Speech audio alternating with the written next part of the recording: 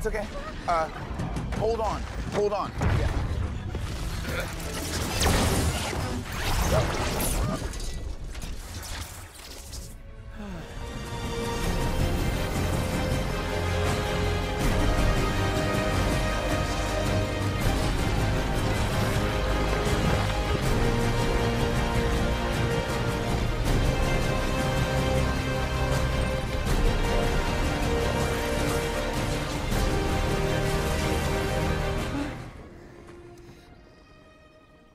Dostoevsky.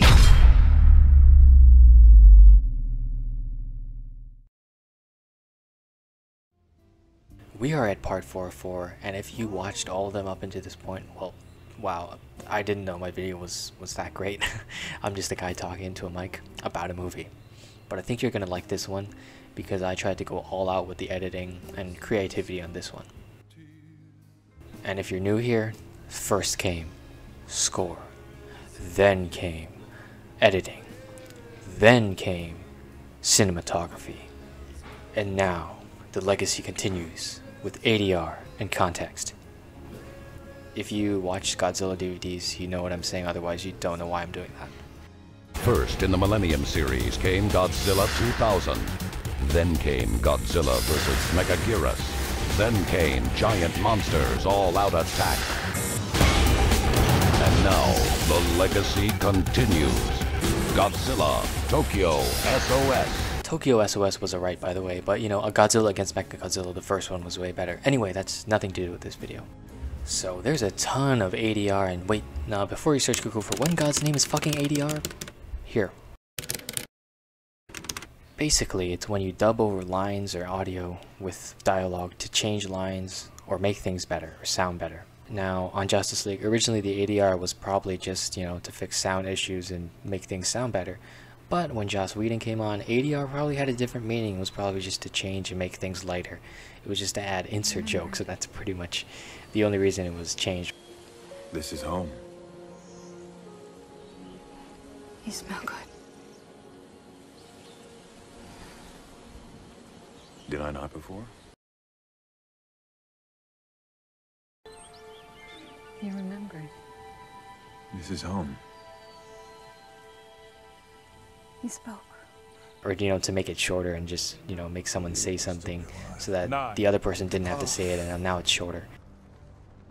The head of Star Labs was taken as well. The head of Star Labs was taken tonight. Now, if you notice, Joss Whedon actually removed Cyborg's mild voice modulator that makes him, you know, sound a little bit more like a cyborg. They carried people away to find out what they know. So the 8 may still be alive. 9. At the lab. They carried people away to find out what they know. So the 8 may still be alive. 9. 9. 9. Probably because the studio was like, we can't have anything scary. Even though Batman has one, and he's a cyborg, it would make a lot of sense. Okay. The head of Star Labs was taken as well. And I don't know, maybe Joss Whedon wanted to simplify the story because Warner Brothers was like, make it easy to follow, so he had to add as well instead of Taken Tonight. But they both work. Just leave it as Taken Tonight. You made it. So then, there must be a nest nearby. Wow, okay, so another scientist. So how do we find him? There must be a nest nearby. Now some of it, I guess, was to cut down, you know, instead of Cyborg having an injection, then Wonder Woman, and then back to Gordon. You know, he also added this line like, you made it, which kind of wasn't necessary because, you know, the look they gave was enough visual storytelling, and I think it was more powerful, just the way she looked, just you get to interpret it, you know. It just feels more special that way, like a little detail added into the movie rather than just an on-the-nose line. One at a time. To bridge me up. Hold. Right.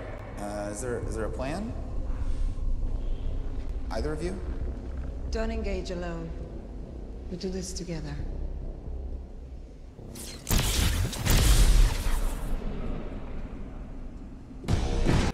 So in this first part of the tunnel battle, there's a little bit of ADR in Batman, which changes the context. In the Snyder Cut, Flash asks, oh, do we have a plan? We know we're almost there. And then Wonder Woman was like, don't engage alone. we do this together, which is a fantastic line for a team-up movie, which they cut. And it's actually much funnier in the Snyder Cut because Flash just goes across, just as Wonder Woman said stuff about, you know, we have to do things together, and then he just goes across first without even saying, he just goes alone, which is so much better. It's better than Batman saying one at a time, and Flash does go one at a time, so the joke, he just goes faster than Batman could finish his sentence, but it doesn't work as well as we do this together. I mean, why would you change that? So of course in the Whedon cut, Flash is just a straight newbie, which doesn't make sense because in Suicide Squad he was taking down some robbers. Doesn't work well with others.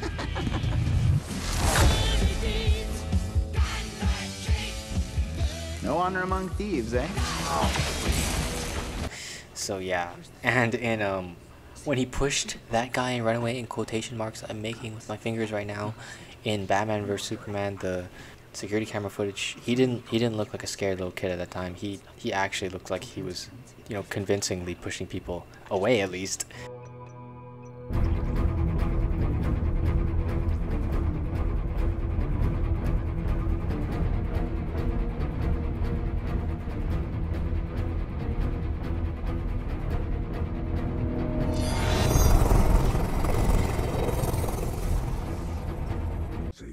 So yeah, but in the context of this entire scene at least, this makes that scene when he's pushing the sword as this grand moment. Like this is like his first amazing moment. Well, in Zack Snyder's Justice League, this is just another day for him. So I guess you could say it makes that more impactful, but Flash already has a super impactful scene at the end of the movie, and of course during Superman's, you know, resurrection scene. So it really doesn't matter because his big scene is at the biggest scene of the movie. Now I'm going to show you a shot that I thought was a Whedon shot for so long because of the crop, the color grading that completely changed the shot. just see, and the context, of course. Where is my mother box? I will die before I tell you. At last, one that doesn't bite. You have been near a mother box. The scent is on you. I don't know what you're talking about. Where is it? Leave him alone! He doesn't know!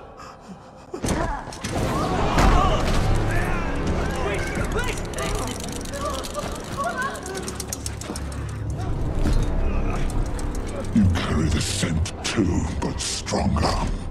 I will die before I tell you. You'll die if you don't.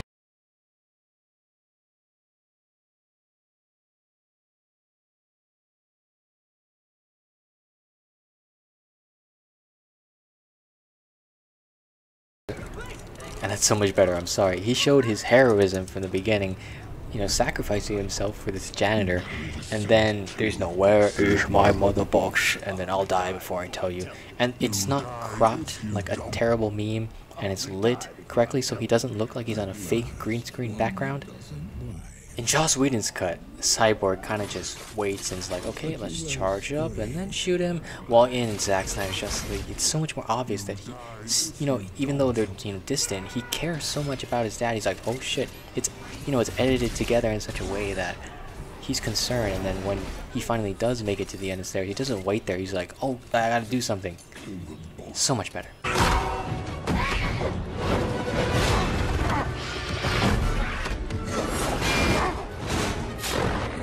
Alfred, I need the Nightcrawler. Thought you'd never ask. Crawler's on the way, initiating remote mode.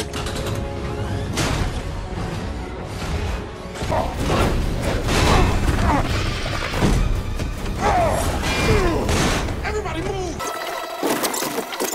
This way!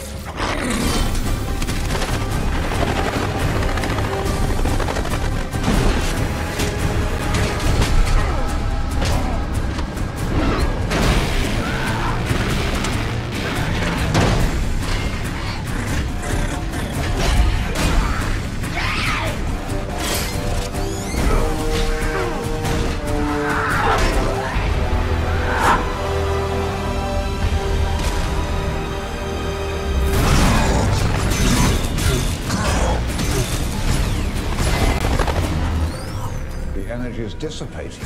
My gauntlet worked! Celebrate later, Alfred. I need the Nightcrawler. Thought you'd never ask. Crawler's on the way, initiating remote mode. Now there's a ton to unpack from this, but right there, that the lights turning on instead of the close-up and then the lights turning on was so much cooler of a transition. Just it you know, glowing up in the dark, so much better. Now once again, an example of shots I thought were Joss Whedon, because when he goes to the wall is round. So I knew there had to be something more, and the context completely changed it, because in the Joss version, he's just getting thrown around. He's like, oh, I need the Nightcrawler already. But in Zack Snyder's, he's around for much longer. He was about to just take the Parademon out, and then, you know, oh, I can't get to the Nightcrawler, and then, oh shoot, they're all blasting me. And Steppenwolf, that big mofo is right there. Yeah, I need the Nightcrawler. There's a couple more examples where ADR was just used to cut things down and just remove scenes, but he removed this powerful scene and turned it into, we can't even try to get the box, but you know what, he has the last one.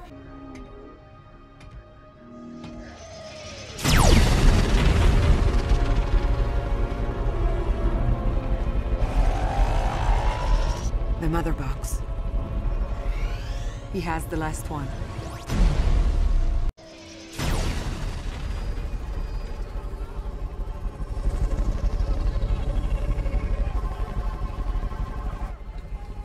He's coming. The mother box. Where is it? Yeah, so one of the things that irritated me about the 2017 version is just you didn't feel the scale of anything around you. There was no workers at Star Labs except for that guard entrance. So it was just so freaking weird. It just felt like a little, you know, a student film, but like a fan-made thing. That's what pissed me off. And at least in the Snyder Cut, there's people around. So, you know, the logic of them not having someone check for the mother box, at least you know that there would be workers. So at least I think Cyborg would kind of know that, you know, someone would take care of the mother box wherever it went. Oh my god, dude, I just realized, you know how he says, he's coming, which is a really cool line? Bro, you can see his mouth moving at the end. They just muted him. It's just so bad. But the most shocking was the Amber Heard British thing. The firstborn of beloved Queen Atlanna. I knew her. My parents died in the wars. She took me in. What a saint. You dare speak of Queen Atlanna that way? Your queen left me on my father's doorstep and never gave me another thought. Your mother left you to save your life. You cannot imagine how it hurt her. What it cost her. They had to ADR her to an American accent in 2017, because in Aquaman she would have an American accent. At last, the firstborn of beloved Queen Atlanna. Wait! Please. I knew her. Well, that makes one of us. When my parents fought in the wars, she took me in. What a saint. You dare speak of Queen Atlanna that way? Your queen left me on my father's doorstep and never gave me another thought. Your mother left you to save your life. Cannot imagine how it hurt her. Now, sometimes it's on and off, so maybe she was forgetting to go back to an American accent, or, you know, they couldn't get her to do that line, they forgot.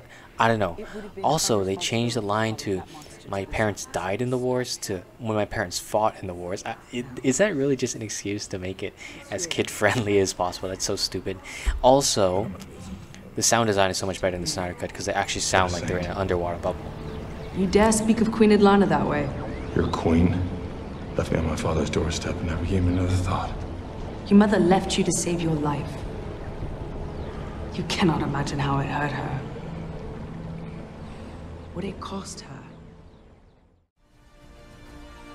So yeah, thank you for making it to the end with me, and that was ADR in Context. Hope you enjoyed it. And I'm going to make a lot more videos, but this is the end of this series. Thank you.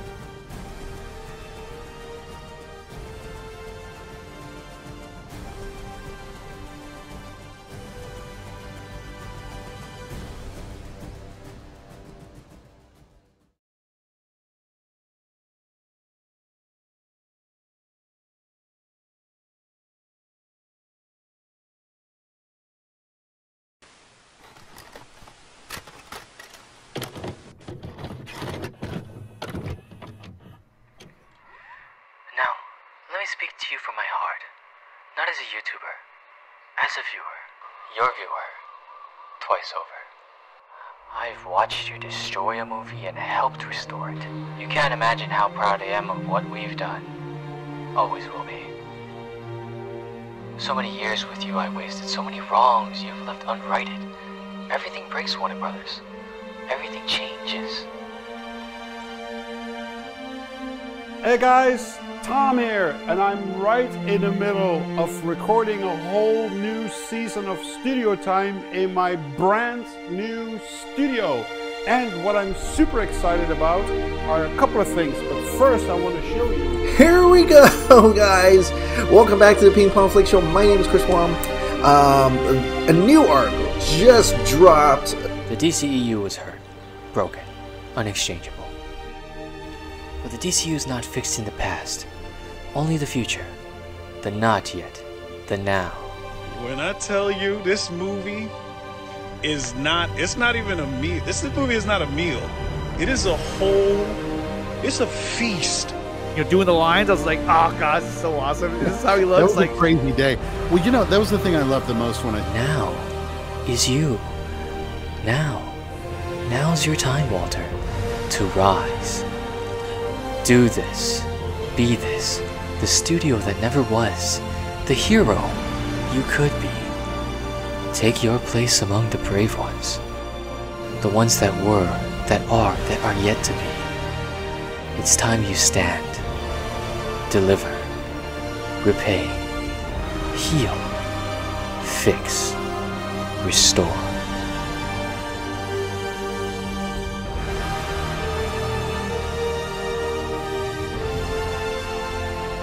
The time is now.